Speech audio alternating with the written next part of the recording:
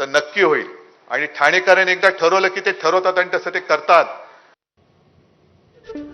भंडाऱ्यामध्ये भाजपनं आपल्याच मित्र पक्षांना म्हणजेच अजित पवारांची राष्ट्रवादी आणि शिंदेंच्या शिवसेनेला चांगलाच धक्का दिलाय। शिंदेंच्या युवा शिवसेनेचे भंडारा गोंदिया लोकसभा प्रमुख जॅकी रावलानी आणि अजित पवारांच्या राष्ट्रवादी काँग्रेसचे माजी नगराध्यक्ष भगवान बावनकर या दोघांनी भाजपमध्ये प्रवेश केलाय। मुख्यमंत्री देवेंद्र फडणवीस आणि महसूल मंत्री चंद्रशेखर बावनकुळेंच्या प्रमुख उपस्थितीमध्ये आमदार परिणय फुकेंच्या नेतृत्वामध्ये हा पक्षप्रवेश नागपुरात पार पडलाय।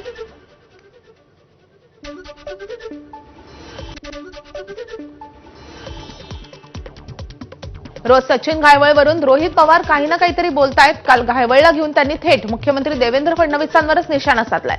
सुजय विखेंसाठी मुख्यमंत्र्यांच्या प्रचार सभेत सचिन घायवळ व्यासपीठावर असल्याचा आरोप रोहित पवारांनी एक व्हिडिओ दाखवत केलाय। मुख्यमंत्र्यांनी भाषणाआधी सचिन घायवळचं नावही घेतल्याचा त्यांनी आरोप केलाय। निकालामध्ये आपण जर वाचलं तर याच्यामध्ये स्पेसिफिकली दिलंय की पोलीस विभागाला निलेश घायवळच्या विरोधात पुरावे देता आले नाही आणि पोलीस प्रशासन कुठेतरी कमी पडलं म्हणून त्यांना जो मोका लागला होता, जे तडीपार झाले होते, त्याच्यातून त्यांना सोडण्यात आलं। गुंडाला सहजपणे पासपोर्ट कसा मिळाला असा सवालही रोहित पवारांनी उपस्थित केलाय। तानाजी सावंतांचे पुतणे घायवळ यांचे पार्टनर असल्याचा आरोपही रोहित पवारांनी केलाय। मात्र रोहित पवार यांचे स्वतःचे आणि त्यांच्या परिवाराचे फोटो, व्हिडिओ आणि बातम्यांचे क्लिपिंग्स पण व्हायरल होत आहेत। एका गुंडाला सहजपणे पासपोर्ट मिळतो, गुंडाच्या भावाला जो सुद्धा एका क्राईममध्ये इन्व्हॉल्ड आहे, त्याचं नाव क्राईममध्ये आहे, त्याला तुम्ही पोलीस हे बंदुकीचं लायसन्स देतं, मग बाकी गरिबांना, सामान्य लोकांना सुद्धा सहजपणे असाच पासपोर्ट द्यायला काय हरकत आहे? ह्या सगळ्या गोष्टी सहजपणे अशाच होत नसतात, त्याला पाठबळ हे सत्तेतल्या लोकांचं लागतं। त्यामुळे धाराशिवमध्ये तानाजी सावंत डायरेक्ट नाही, पण त्यांचा जो पुतण्या आहे, सख्खा पुतण्या आहे, तो तिथं त्याच्याबरोबर पार्टनर म्हणून काम करतो असं आम्हाला समजतंय। गेल्या विधानसभा निवडणुकीमध्ये सांगोल्यातून शिंदेंच्या शिवसेनेचे आमदार शहाजीबापू पाटलांना पराभवाला सामोरं जावं लागलं होतं। या निवडणुकीमध्ये भाजपनेच बापूंचा गेम केला काम अशी नवीन चर्चा पालकमंत्री जयकुमार गोरेंच्या सांगोल्याच्या कार्यक्रमातील एका जाहीर वक्तव्यामुळे सुरू झाली आहे। बाबासाहेब देशमुख यांना आपण मदत केली म्हणून ते आमदार झाले, तेव्हा तर आपण पालकमंत्री नव्हतो असं जयकुमार गोरेंनी विधान केलंय। तर पुढे बोलताना 2029च्या विधानसभा निवडणुकीमध्ये सांगोल्याचा आमदार हा भाजपचाच असेल असंही गोरेंनी घोषणा केली आहे। त्यामुळे आगामी निवडणुकीतही शहाजी बापूंची आमदारकीची संधी हुकणार का अशा चर्चांना उधाण आलंय।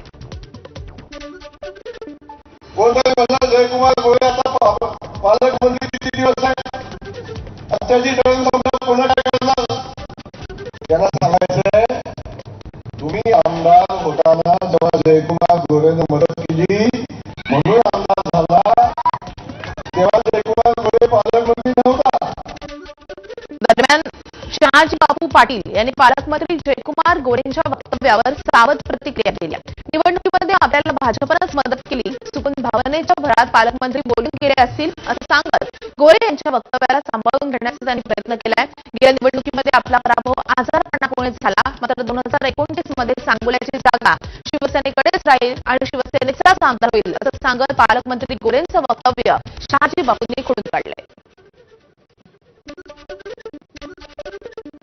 पाहुणे मला असं बोलले तरी भाजपनं मला पाडलाच काय, मी त्यांच्यावर आरोप करणार? मी अहंकारानं सांगत नाही, पण मी खात्रीनं सांगतो येणारी निवडणूक 29ची ही सांगोल्यात शिवसेनेचा उमेदवार निश्चितपणे निवडून येईल।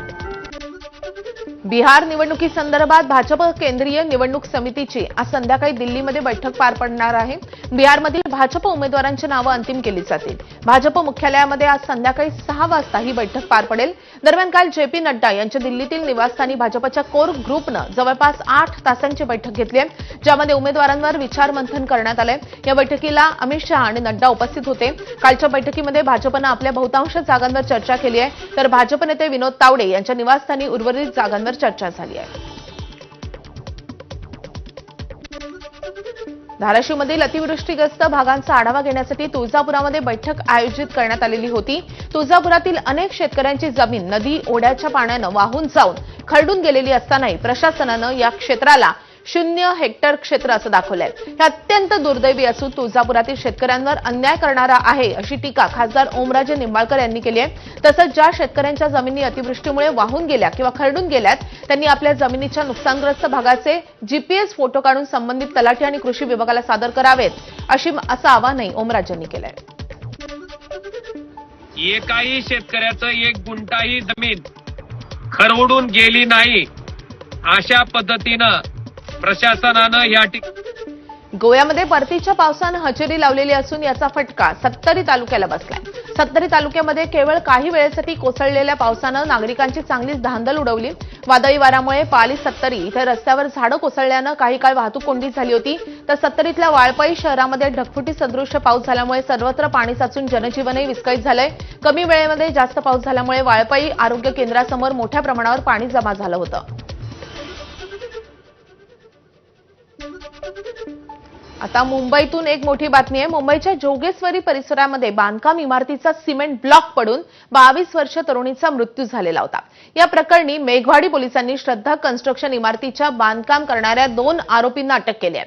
शंभू कुमार पासवान आणि गौरव सोनकर अशी आरोपींची नावं आहेत. श्रद्धा कन्स्ट्रक्शन बांधकाम इमारतीचे मालक भावेश संगराजका हे अजूनही फरार असून पोलीस त्यांचा शोध घेत आहेत. जोगेश्वरीमध्ये काही दिवसांपूर्वी घडलेली ही घटना होती आणि त्यामध्ये एका मुलीचा मृत्यू झाला होता. या प्रकरणी आता 2 जणांना अटक करण्यात आली आहे. आता मनोरंजन विश्वातली एक महत्त्वाची बातमी. मनाचे श्लोक हा चित्रपट नवीन नाव आणि नवीन रूपात 16 ऑक्टोबरला पुन्हा एकदा प्रदर्शित होणारे. मनाचे श्लोक या चित्रपटाच्या नावावरून हिंदुत्ववादी संघटना आक्रमक झालेल्या होत्या. अनेक ठिकाणी या चित्रपटाचे शो बंद पाडण्यात आले. समर्थ रामदास स्वामी महाराजांनी रचलेल्या मनाचे श्लोक या पवित्र ग्रंथाच्या नावाचा वापर चित्रपटासाठी केल्याचा आरोप करत काही हिंदुत्ववादी संघटनांनी चित्रपटाला विरोध केलेला होता आणि त्यानंतर हा निर्णय घेण्यात आलाय.